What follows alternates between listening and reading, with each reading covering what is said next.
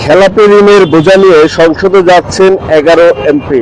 সুপ্রিয় দর্শক মন্ডলী, গুরুত্বপূর্ণ সর্বশেষ লেটেস্ট আপডেট একটি তথ্য নিয়ে আপনাদের সামনে হাজির হয়েছে। তথ্যের সম্পূর্ণ আপডেটটুকু আপনাদেরকে জানিয়ে দেওয়ার চেষ্টা করবো। টাচ অফ ফ্রিডম এবং সিলেটি চ্যানেলের লাইভে এই মুহূর্তে যারা যুক্ত আছেন, অবশ্যই আপনারা আমাদের লাইভটি শেয়ার করে দেবেন এবং আপনাদের মতামতটুকু জানিয়ে যাবেন। খেলাপি ঋণের বোঝা নিয়ে সংসদে যাচ্ছেন 11 জন এমপি। উচ্চ আদালতের স্থগিতাদেশ নিয়ে অন্তত 45 ঋণ খেলাপি প্রার্থী এবার জাতীয় সংসদ নির্বাচনে অংশগ্রহণের সুযোগ পান। তাদের মধ্যে 11 জন বিজয়ী হয়েছেন এবং সবাই বিএনপি থেকে নির্বাচিত। তাদের মধ্যে 2 জনের খেলাপি ঋণ সংক্রান্ত মামলা নিষ্পত্তি না হওয়ায় চট্টগ্রাম 2 ও 4 আসন আনুষ্ঠানিক ফল প্রকাশ করেনি নির্বাচন কমিশন। আগামীকাল এমপিদের শপথ গ্রহণ অনুষ্ঠানে তারা আমন্ত্রণ পাননি। গণপ্রতিনিধিত্ব আরপিও অনুযায়ী কোন ঋণ খেলাপি নির্বাচনে অংশ নিতে পারেন না। সংশোধিত আরপিওতে বলা হয়েছে, সংসদ সদস্য নির্বাচিত হওয়ার পরও যদি কারো ঋণ খেলাপি বা হলফনামায় কোনো মিথ্যা তথ্য দেওয়ার প্রমাণ পাওয়া যায়, তার সংসদ সদস্য পদ বাতিল করতে পারবে নির্বাচন কমিশন। ফলে আইন অনুযায়ী ঋণ মর্মে উচ্চ আদালতের স্থগিতাদেশ উঠে গেলে তারা এমপি পদ হারাতে পারেন। অবশ্য স্থগিতাদেশের মেয়াদ থাকা অবস্থায় পুনঃ তফসিলের মাধ্যমে একবারে শোধ করে দিলে তাদের সেই ঝুঁকি থাকবে না। অন্যদিকে ঋণ নিয়মিত করলে কিংবা আদালত স্থগিতাদেশের মেয়াদ বাড়ালে তারা সাময়িক ঝুঁকিমুক্ত থাকবেন। সদস্য থাকাকালে ব্যাংকের আবার খেলাপি হলে বা স্থগিতাদেশের মেয়াদ শেষ হলে তারা পুনরায় এমপি পদ হারানোর ঝুঁকিতে থাকবেন। ত্রয়োদশ জাতীয় সংসদ নির্বাচনে প্রতিদ্বন্দ্বিতায় মনোনয়নপত্র জমা দেওয়ার শেষ তারিখ ছিল গত 29 ডিসেম্বর। সব প্রার্থীর ঋণের তথ্য যাচাই করে ডিসেম্বর বাংলাদেশ ব্যাংকের ঋণ তথ্য ব্যুরো সিআইবি থেকে 2টি তালিকা পাঠানো হয় নির্বাচন কমিশনে। একটি তালিকায় ঋণ খিলাপি হিসেবে 82 জনকে চিহ্নিত করা হয়।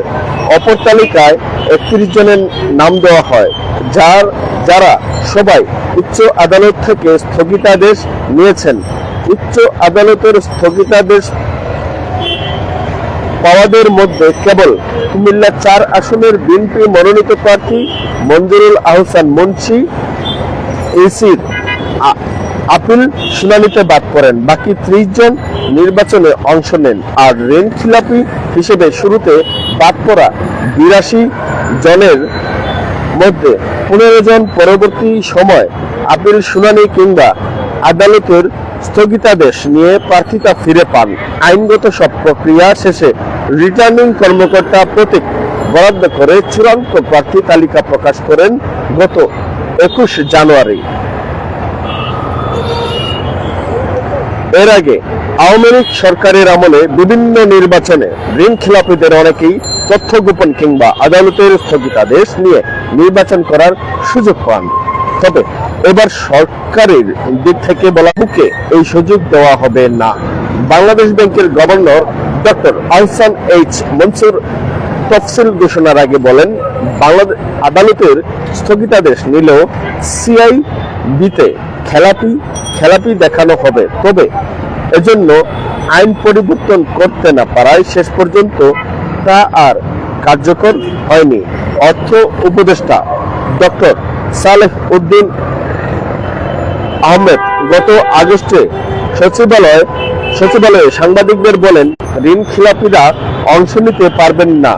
নির্বাচন কমিশনের উচিত ঋণ খিলাপিদের শনাক্ত করা, কিন্তু সমস্যা হচ্ছে স্টে অর্ডার নিয়ে ঋণ খেলাপিদের অংশ নেওয়ার সুযোগ দেওয়ার বিষয়ে নির্বাচন কমিশনার আব্দুল আবুল ফজল মোহাম্মদ সানাউল্লাহ মন্তব্য করেন, আমরা ঋণ খিলাপি যাদের ছাড় দিয়েছি মনে কষ্ট নিয়ে দিয়েছি, শুধু আইন তাদের পারমিট হিদায় সুশাসনের জন্য নাগরিকের সুজন।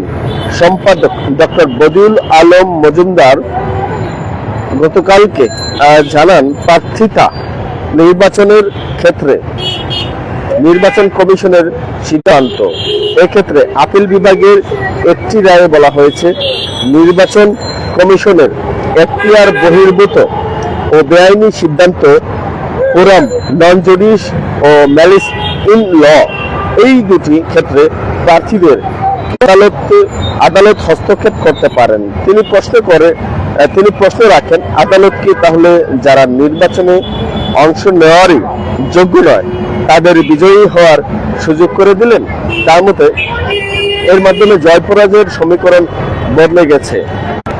স্থগিতাদেশ নিয়ে এমপি যারা চট্টগ্রাম 2 আসনে বিএনপি থেকে বিজয়ী সরোয়ার আলমগীরের মালিকানাধীন NFZ টেক্সটাইলের নামে স্ট্যান্ডার্ড ব্যাংকের আগ্রাবাদ শাখায় 201 কোটি টাকার খেলাপি ঋণ ছিল। উচ্চ আদালতের স্থগিতাদেশ নিয়ে নির্বাচনে অংশ নেন তিনি। 12 ফেব্রুয়ারি নির্বাচনের দিন জারি করা নির্বাচন কমিশনের আদেশে বলা হয়, মাননীয় হাইকোর্ট বিভাগের রিট পিটিশন নং 1053/2026 তেসরা ফেব্রুয়ারির আদেশের আলোকে সরোয়ার আলমগীর প্রতিদ্বন্দ্বী প্রার্থী হিসেবে অংশগ্রহণ করতে পারবেন। তবে আপিল বিভাগে দায়েরকৃত সিপিএল নং 440/2026 চূড়ান্ত নিষ্পত্তি না হওয়া পর্যন্ত সরোয়ার আলমগীরের নির্বাচনী ফলাফল স্থগিত থাকবে। সরোয়ার আলমগীর দানের শীষ প্রতীক নিয়ে 1,38,545 ভোট পেয়ে বিজয়ী হয়েছেন। তার নিকটতম প্রতিদ্বন্দ্বী জামায়াত ইসলামের মোহাম্মদ নুরুল আমিন পেয়েছেন 62,160 ভোট। চট্টগ্রাম 4 আসনে বিজয়ী মোহাম্মদ আসলাম চৌধুরীর মালিকানাধীন প্রতিষ্ঠানের নামে নেওয়া ঋণ ব্যাংক এশিয়া ও ট্রাস্ট ব্যাংকে খেলাপি ছিল। সিআইবিতে তার ঋণ খেলাপি না দেখানোর উপর প্রথমে গত 19 ও 31 জানুয়ারি পর্যন্ত স্থগিতাদেশ দেন আদালত। মেয়াদ শেষ হওয়ার আবার আদালত থেকে স্থগিতাদেশ নেন। নির্বাচনের দিন নির্বাচন কমিশনের এক অফিস আদেশে বলা হয়, আপিল বিভাগে দায়ের করা রিট পিটিশন নং 1174/2026 আদেশের আলোকে মোহাম্মদ আসলাম চৌধুরী প্রার্থী হিসেবে নির্বাচনে অংশগ্রহণ করতে পারবেন। তবে আপিল চূড়ান্ত না হওয়া পর্যন্ত ফলাফল স্থগিত থাকবে। এর আগে মনোনয়নপত্র বৈধ ঘোষণা করে নির্বাচন কমিশনার আব্দুর রহমানেল মাসুদ প্রার্থীকে অনুরোধ করে বলেন, মনোনয়নপত্র বৈধ করলাম, ব্যাংকের টাকাটা দিয়ে দিয়েন। দানের শীষ প্রতীকে আসলাম চৌধুরী 1,42,674 ভোট পেয়েছেন। তার নিকটতম প্রতিদ্বন্দ্বী জামায়াতের আনোয়ার সিদ্দিক চৌধুরী পেয়েছেন 89,268 ভোট।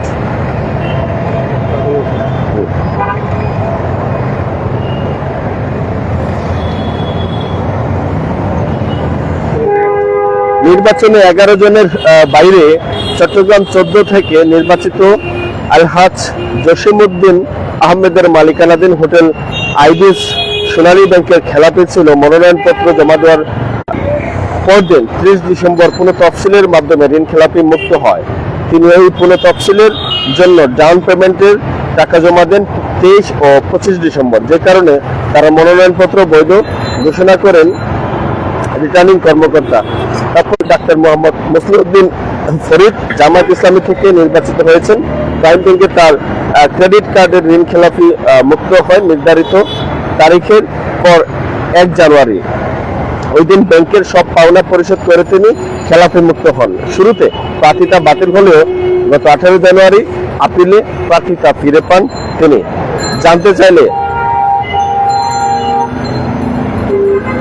আরো কিছু তথ্য আছে, আমি আপনাদেরকে জানিয়ে দিচ্ছি।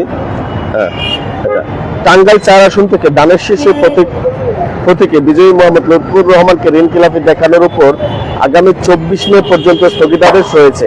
লুৎফুর রহমান আওয়ামী লীগের সাবেক মন্ত্রী স্বতন্ত্র প্রার্থী হারিয়ে জয় পেয়েছেন। ময়মনসিংহ 5 আসনের দানের শেষে প্রতীকে বিজয়ী মোহাম্মদ জাকির হোসেনের মালিকানাধীন ক্লাসিক ফ্যাশন প্রিমিয়ার ব্যাংকের বনানী শাখায় ঋণ খেলাপি। আগামী 6 জুন পর্যন্ত তার ঋণ খেলাপির উপর স্থগিতাদেশ দিয়েছে আদালত। মৌলভীবাজার 4 আসনে বিজয়ী বিএনপির মোহাম্মদ মুজিবুর রহমান চৌধুরীর আপিল নিষ্পত্তি না হওয়া পর্যন্ত ঋণ খেলাপি দেখানোর উপর উচ্চ আদালতের স্থগিতাদেশ রয়েছে। সিলেট 1 থেকে খন্দকার আব্দুল মুক্তাদিরের মালিকানাধীন FM ইয়ান ড্রাইং এবং মাগনুম এন্টারপ্রাইজের ঋণ খেলাপি সংক্রান্ত মামলা নিষ্পত্তি না হওয়া পর্যন্ত সিআইবিতে খেলাপি দেখানোর উপর আদালতের স্থগিতাদেশ রয়েছে। বাংলাদেশ ব্যাংকের মুখপাত্র ও নির্বাহী পরিচালক আরিফ হোসেন খান জানান, উচ্চ আদালতের স্থগিতাদেশ নিয়ে সাময়িক সমাধান। এই সমস্যার স্থায়ী সমাধানের জন্য এসব সংসদ সদস্য ঋণ পরিশোধ বা পুনঃতফসিলের মাধ্যমে নিয়মিত করার উদ্যোগ নেবেন বলে আশা করি। ঋণ খেলাপিদের বিরুদ্ধে জাতীয় সংসদে নির্বাচিত প্রতিনিধিরা সোচ্চার থাকবেন, আমরা সেটাও প্রত্যাশা করি। আমরা আপনাদেরকে সর্বশেষ একটি আপডেট জানাচ্ছিলাম, গুরুত্বপূর্ণ আপডেট যে করেছেন ওবায়দুল্লাহ রনি, সূত্র হচ্ছে সমকাল। এই ছিল সংসদ সদস্যদের মধ্যে 11 জন যে ঋণ খেলাপি আছেন, যারা আসলে উচ্চ আদালত থেকে নির্বাচনের অনুমতি নিয়ে যারা আসলে নির্বাচনে অংশগ্রহণ করেছেন এবং বাংলাদেশ ব্যাংক প্রত্যাশা করছেন তারা তাদের ঋণটুকু পরিশোধ করবেন।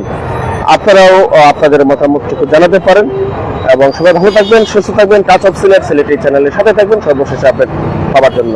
এই মুহূর্তে লাইভ থেকে বিদায় নিচ্ছি।